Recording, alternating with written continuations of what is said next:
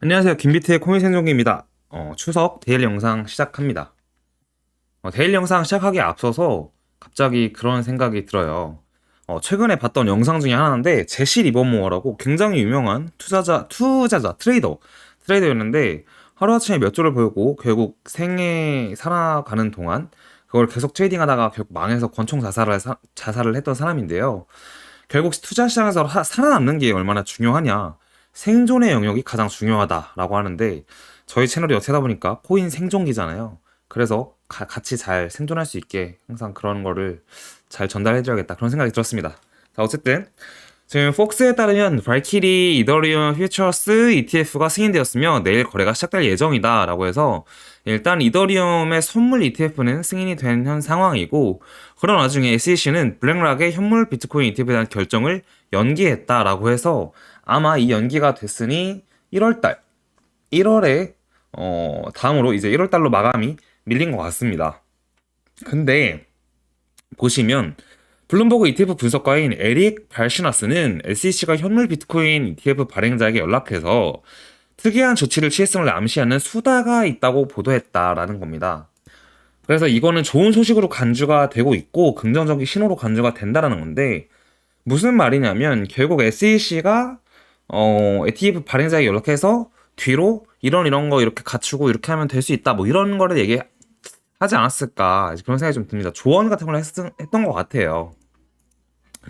자, SEC는 블랙록, 인베스코, 발키리, 비트와이즈가 제안한 현물 비트코인 ETF 신청을 승인할지 거부할지를 결정하기 위한 추가 절차를 시작하고 있어서 진행 중인 검토 프로세스가 더욱 지연되고 있다고 밝혔다라고 말하는데 이게 제가 이해하기로는 어쨌든 검토 프로세스가 더욱 지연되고 있다라는 이 부분이 이제 연기가 됐다라는 거고 그 이유는 승인할지 거부할지를 이제 정말 결정을 해야 될 때가 된 것 같아서 지연을 시킨 거다 이렇게 말을 하고 있는 것 같아요.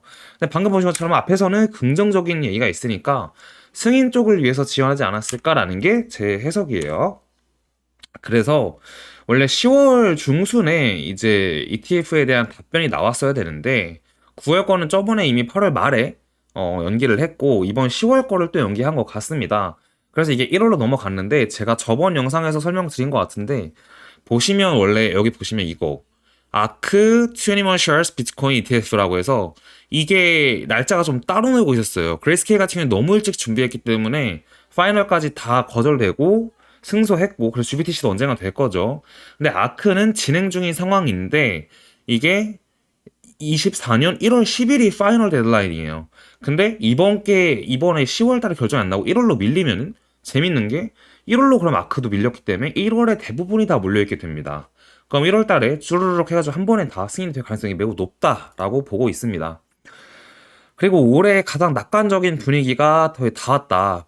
보시면 4분기는 보통 좋은 퍼포먼스를 내기 좋았습니다. 그리고 마이너스를 기록한다 하더라도 큰 마이너스가 아니에요, 보통. 상승장이 끝나고 난 다음 해의 마이너스로는 4분기가 컸지만 결국 전반적인 확률로 봤을 때 플러스는 더 크고 마이너스는 좀 더 작다라는 관점이고요. 이거를 좀 더 쪼개서 보자면 저번 영상에 제가 설명드렸는데 이번 영상에서 자료와 함께 보여드릴게요 라고 했잖아요. 9월은 확률적으로 마이너스일 때가 많았고요. 10월은 확률적으로 플러스일 때가 많았고 이 플러스가 또 컸을 때가 많았습니다. 그래서 10월이 기대된다고 말씀드렸고 여기에 더 나아가서 이제 4분기 자체가 좋을 수 있다라는 생각을 많이 하고 있고 또 이제 뭐 ETF 얘기가 조금 찌라시처럼 돌면서 뭐 12월에는 어떤 장이 될지 모르는 부분이죠. 자, 리니어 차트와 로그 차트로 보는 건데요. 쉽게 말하면 로그는 과거부터의 그 가격을 비율로 산정해서 차트를 좀 깨끗하게 볼 수 있는 거고, 리니어는 고점과 저점을 그냥 쭉 나열했기 때문에 약간 차트가 깨지는 단점이 있습니다. 그래서 보게 되면 이 69K에서 지난 31.8K인가요? 이 고점을 저항으로 쭉 있게 되면 지금 리니어에서 약간 저항 맞고 있는 부분인데 이 추세가 지나면 다시 새로운 상승 추세로 간다라는 거고 로그 또한 마찬가지로 보시면 여기는 안에 28.6K 정도일 거예요. 28.6을 뚫으면 날아간다라고 보고 있고 이 부분에 동의하고 있습니다. 자, 근데 역사적으로 보았을 때 14년부터 17년, 17년부터 21년을 보면 두 번의 반감기를 우리가 예시로 보자면 고점부터 저점을 이었을 때 피보나치 3 0.618 구간이라고 저희 얘기하거든요. 이 0.618 구간을 한번 찍고 나서 반감기가 항상 왔었다. 라는 거고 14에서 17년 구간을 보게 된다면 이때 반감기가 있었을 때 반감기 직전 한 달 전쯤에 찍었던 걸 볼 수 있고요. 지금은 27년부터 21년도, 20년도 반감기 때는 1년 전 19년도에 0.618을 찍었었고 지금은 0.618이 48,000달러인데 아직까지 찍고 있지 않다. 근데 반감기는 내년 4월로 예정되어 있으니까 아마 내년 4월 전까지는 0.618을 무조건 찍고 한번 조정 주고 반감기가 오든 여기서 그냥 이대로 반감기를 주든 어쨌든 48,000은 우리가 한 번은 가야 할 숙제처럼 느껴진다라고 말을 하고 있는 부분입니다. 이 부분에 매우 동의하고 있고요. 그리고 최적의 매수 기회가 현재 왔다라는 건데 A와 B와 C가 지금 왼쪽에 보이시죠? A는 패닉 단계와 추세 변화는 약세 추세의 시작을 나타내는 거고 B는 최고 시장 시간으로 자산을 높은 가격에 판매하는 데 이상적이다. C는 자산에 대한 최적의 구매 기회를 나타낸다. 그리고 강시장의 시작을 예고하는 낮은 단계이다 라고 하는데 굉장히 재밌는 게 이게 아주 오래전에 만들어진 periods when to make money, 돈을 만드는 어떤 그런 이런 시기, 요약 뭐 이렇게 생각하시면 되는데 보시면 이러한 장세 자체는 사이클론적으로 봤을 때 아직 끝나지 않았다. 우리 23년도 이게 되게 옛날에 만들어진 자료예요. 정말 그 통화량이 증가하는 거를 추이를 나타내서 만들어진 자료인데 어쨌든 보았을 때 23년도는 자산시장에서 자산을 구매하기 매우 좋은 시기이고 26년도에 팔기에는 매우 좋다라는 겁니다. 그래서 일단 우리는 이걸로 봤을 때도 광시장의 시작에 다 와간 것 같다. 혹은 약시장의 끝에 다 와간 것 같다라고 말할 수 있는 것 같습니다. 그 와중에 코스트코에서는 금괴를 판매하고 있는데 여러분 아시나요? 코스트코에서 금을 팔고 있어요. 근데 재고를 거의 확보할 수가 없다. 예전 금벌레여도 난 이것을 보고 싶지만 사람들이 비트코인이 훨씬 뛰어난 가치조작 수단인 것을 점점 더 이해할 때까지 기다려라. 라는 건데 이게 왜 코스트코에서 금이 많이 팔리냐 이렇게 물어보면 경기 침체 때마다 코스트코에서 금이 불티나게 팔렸다고 하더라고요. 그래서 지금도 경기 침체를 예고해서 그런지 금이 오지게 팔리고 있다라는 겁니다. 그래서 보면 이게 되게 재밌는 자료인데 지난 시간 동안 달러 대비 각국 통화량들의 가치가 평가절하된 걸 나타낸 거예요. 달러 vs 보시면 베네수엘라 혹은 달러 vs 여기 싱가포르 달러 뭐 이런 식으로 있는 건데 가장 많이 떨어진 나라가 이제 베네수엘라인데 베네수엘라는 달러 대비로 마이너스 99.9998% 거의 상패 수지라고 볼 수 있죠. 뭐 그리고 SDG가 있고 뭐 사실 제가 모든 나라는 알지 못하기 때문에 아르헨티나도 보이고요. 터키도 보여요. 이렇게 돼 있는데 우리나라는 어딨나 이제 찾아보면 아까 20몇 프로대로 제가 본 것 같은데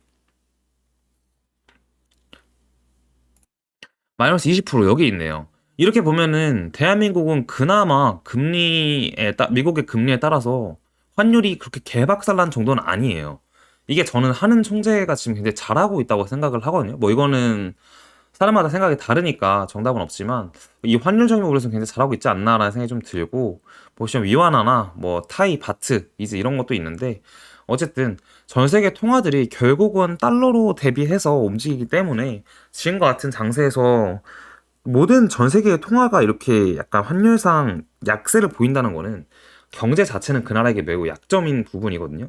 그래서 패권 국가가 짊어져야 할 짐이 무역을 할 때 자국 화폐, 그러니까 패권 국가의 화폐의 환율이 낮아져서 무역 적자를 보는 게 원래 패권 국가가 짊어져야 할 짐이고 대신 가져갈 수 있는 이득은 권리는 통화를 계속 찍어내도 된다라는 게 이제 그동안 우리가 학문적으로 배운 경제학에서의 어떤 논리인데 지금으로 따지면 무역 적자를 보지 않고 어떻게 보면 흑자를 볼 수도 있으면서 통화도 마음대로 찍어낼 수 있는 그런 국가가 지금 미국인 거죠.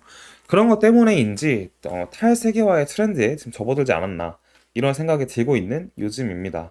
그래서 이게 금리나 결국 이제 달러의 환율을 결정하는 거는 미국의 금리일 텐데 금리 정책, 고금리 정책이 오래 가지 못할 거다라는 게 이러한 것에서 근거가 돼서 뒷받침된다고 저는 생각이 듭니다. 차트 함께 보게 되면 아까 저희 로그 차트, 리니어 차트 봤잖아요. 거기서 말하는 로그 차트로 지금 저희는 보고 있고 로그상으로 이 파란색 선이 69K에서 지난 고점 31.8K를 잇게 되면은 지금 28.6K 보이시죠? 여기 28.5에서 28.6 이 구간을 위로 넘어가면은 이제 저항이 없어지기 때문에 이렇게 저항선은 없어지고 과거에 지지가 됐던 선이 저항이 될 수 있어요. 이 검은색 선이 아마 될 가능성이 있어 보이는데 이거나 아니면 위에 초록색 선으로 보자면 32K에서 다시 35K, 6K까지 일단 한번 오를 수 있다라는 관점으로 보고 있습니다. 이게 28.6 넘었을 때의 기준이에요. 그리고 우리가 본 아까 피보나치 이게 0.6180원이 48.5K니까 반감기 전에 48.5K를 갈 가능성이 매우 높다라고 보고 있습니다. 일봉상에서 보면은 여전히 저희는 이 29.5K에서 시작된 하락에서 박스권을 그려가고 있는데요. 아마 이 29.5K 아까 이 28.6이죠. 이 구간 넘으면은 29.5도 넘어가면서 한 방에 다시 이 박스를 넘어가면서 위로 장이 좋아질 거라고 생각이 들고 그게 이번 3분기에 올 확률이 매우 높다라고 보고 있습니다. 그럼 오늘 영상 여기까지 하고 다들 추석 한가위 잘 보내시면서 맛있는 거 많이 드시고 건강 잘 챙기시면 좋겠습니다. 감사합니다.